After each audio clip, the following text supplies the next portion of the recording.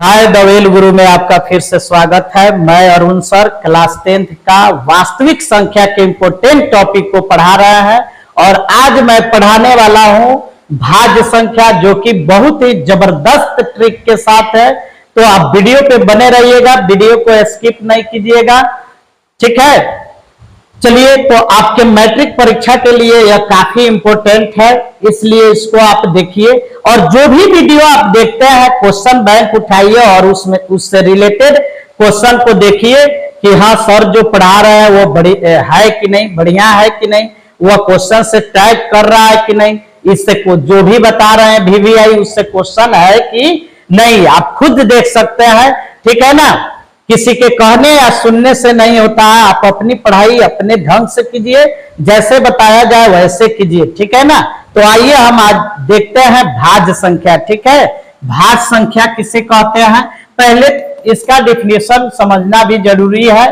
भाज्य संख्या, ठीक है ना, कंपोजिट नंबर, क्या होगा, कंपोजिट नंबर, ठीक है। बस हम लोग भाज्य संख्या जो पढ़े थे, अभाज्य संख्या, उसमें यही पढ़े थे कि उस अभाज्य संख्या एक और स्वयं से विभाजित होती है, ठीक है ना। लेकिन देखिए, हमने बताया था कि दुनिया की कोई भी संख्या लाइए, चर हो या अचर हो, अगर उसको आप डिवाइड कर रहे हैं, मतलब उसमें आप भाग दे रहे हैं, तो वह एक और स्वयं से जरूर विभाजित तो होगी। लेकिन कुछ संख्याएं ऐसे हैं जो एक और स्वयं से ही विभाजित होते हैं और कुछ संख्याएं हैं जो एक और स्वयं के अलावे किसी अन्य संख्या से भी क्या होते हैं, विभाजित होते हैं। तो जो एक और स्वयं के अलावे किसी अन्य से भी विभाजित होती हो, उसे हम क्या कहेंगे, और कहेंगे भाज्य संख्या कहते हैं। तो भाज्य संख्या में क्या है, यहां पे देखिएगा, वैसी संख्या जो एक स्वयं के अलावे किसी अन्य संख्या से भी विभाजित होती हो, उसे भाज्य संख्या कहते हैं, भाज्य संख्या कहते हैं। विभाजित का मतलब यहाँ पे शेषफल शून्य होना चाहिए, ठीक है ना, समझ में आ रहा है ना। तो यहाँ पे हम लोग देखेंगे कि वैसी संख्या जो एक स्वयं के अलावे किसी अन्य संख्या से भी विभाजित होती हो, उसे भाज्य संख्या कहते हैं। अर्थात जिन संख्याओं का गुणनखंड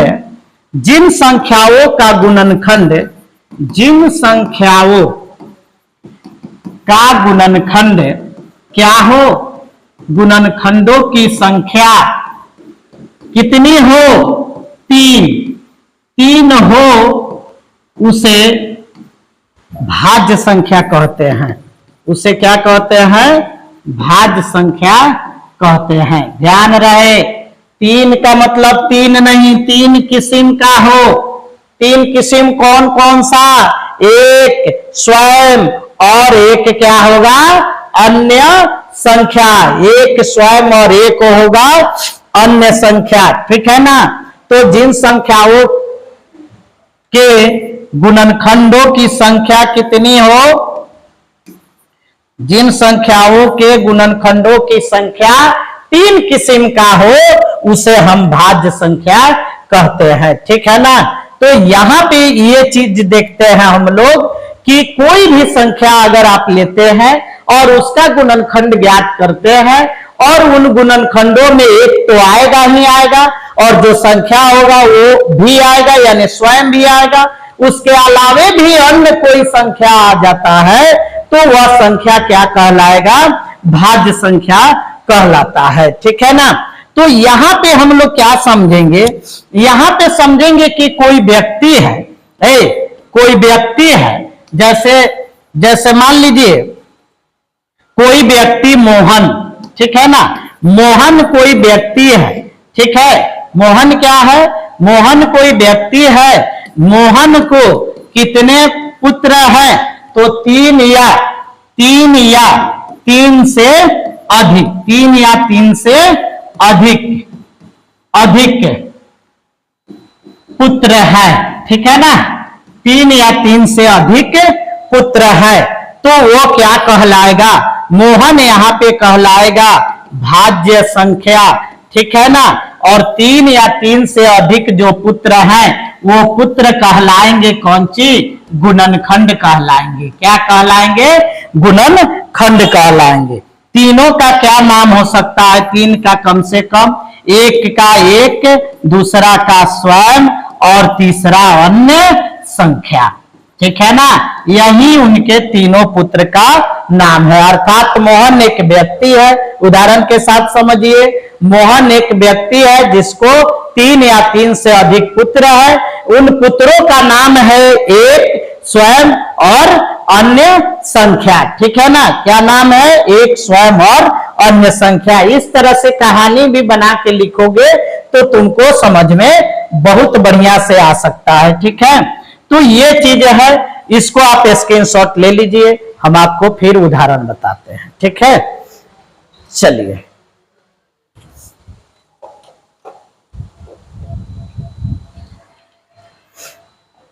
अब यहां पे क्या है, अब यहां पे उदाहरण हम समझेंगे, ठीक है ना, उदाहरण समझेंगे क्या, जैसे में देखिए चार, अगर चार को हम समझ ले, चार क्या है, एक संख्या है, जैसे गाय का यह सिर है, चार क्या है, एक संख्या है जो गाय का सिर बना हुआ है, किससे कटेगा, तो एक से बाबू कटेगा, और किससे कटेगा, तो स्वयं से भी कटेगा, और किससे कटेगा, दो से, तो दो हमारा क्या हो जाएगा, अन्य संख्या भी हो जाएगा। बताइए गाय को कभी तीन सिंह हो सकते हैं, नहीं, अगर दो सिंह है तो अभाज्य संख्या, अगर तीन सिंह बन रहे हैं चाहे तीन से ज्यादा तो क्या हो जाएगा, भाज्य संख्या।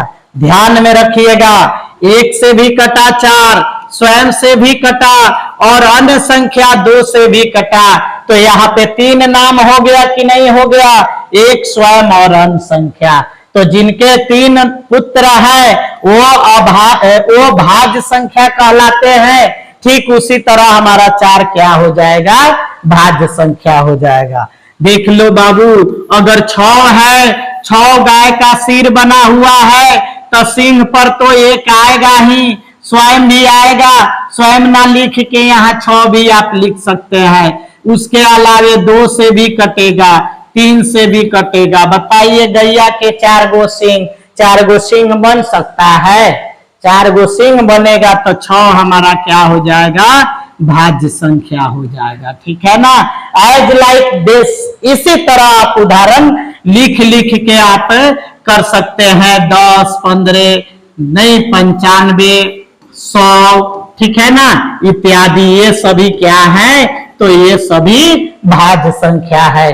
ध्यान रहे आपके मैट्रिक के पेपर में 100 और 1 और 100 के बीच की ही संख्या पूछती है कि यह भाज्य है कि अभाज्य है, ठीक है ना, उससे ज्यादा आप मत याद रखिएगा, ठीक है, इतना पर ही कमांड रखिएगा 1 से 100 तक के संख्याओं में। आप भी बैठ के और सिंह बनाइए और देखिए 2 गो बनेगा तो क्या होगा, 2 गो बन रहा है तो भाज्य संख्या, और 2 से अधिक बनेगा तो भाज्य संख्या। समझ में आ रहा है कि नहीं, जरूर समझ में आएगा, ठीक है ना।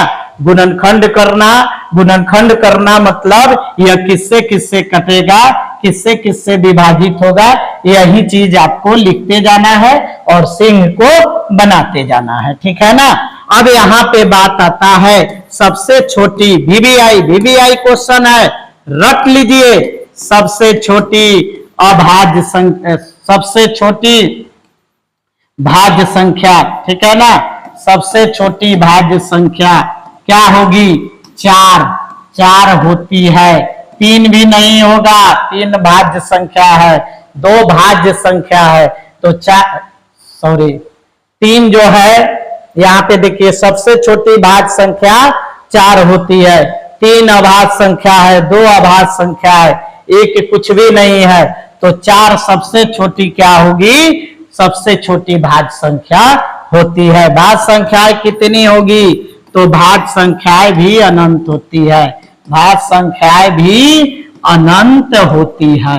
ध्यान रहे, नोट्स बनाते रहिएगा, बहुत फायदे होंगे। अनंत माने इसका भी अंत नहीं है, ये भी असंख्य होते हैं। अब इसमें आपको एक और भी आई है क्या? तो ये है कि भाज्य संख्या को यौगिक संख्या, ये ध्यान में रखिएगा, भाज्य संख्या को यौगिक संख्या तथा संयुक्त संख्या भी कहते हैं। क्या कहते हैं? संयुक्त संख्या भी कहते हैं, ठीक है ना। इसका एक और नाम है समग्र, ठीक है ना। समग्र संख्या वो आपके पेपर में नहीं पूछता है, ध्यान में रखिएगा। यौगिक संख्या लगा के या संयुक्त संख्या लगाकर आपसे क्वेश्चन पूछता है, लिख देगा क्वेश्चन कि क्या 15 यौगिक संख्या है? तो यौगिक कहिए या भाज्य संख्या कहिए, दोनों सेम नाम है, ठीक है ना। ध्यान में रखिएगा, नाम कभी मिस नहीं कीजिएगा। वो यौगिक संख्या और आपको भाज्य संख्या, अभाज्य संख्या और रूढ़ संख्या, इसको आप अलग अलग इन दोनों नामों को याद रखिएगा, तब जाके आपका देखिए पेपर जब होता है ना तो साधारण शब्दों को छोड़ देगा। जो जेन्युइन स्टूडेंट जानते हैं, माने सभी स्टूडेंट जानते हो, उसको छोड़ के क्या करेगा? यौगिक डाल देगा।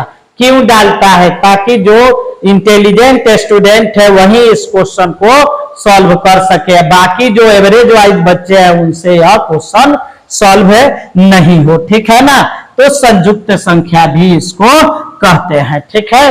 अब इसमें आपको शुरू में जो पढ़ाए हैं उसका भी नोट्स तैयार कीजिए और इसका भी जो भी आई है उसको एकदम याद कर लीजिए और आज ही क्वेश्चन बैंक में देख लीजिए कि इससे रिलेटेड क्वेश्चन है या नहीं।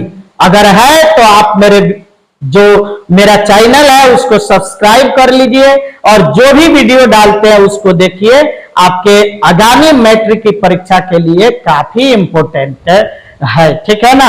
और सभी क्वेश्चन जरूर बताएंगे, साथ में आपका सेट भी इसी चैनल पे बनवा देंगे, ठीक है ना। जो VVI क्वेश्चन का, ऑब्जेक्टिव क्वेश्चन का जो सेट है वो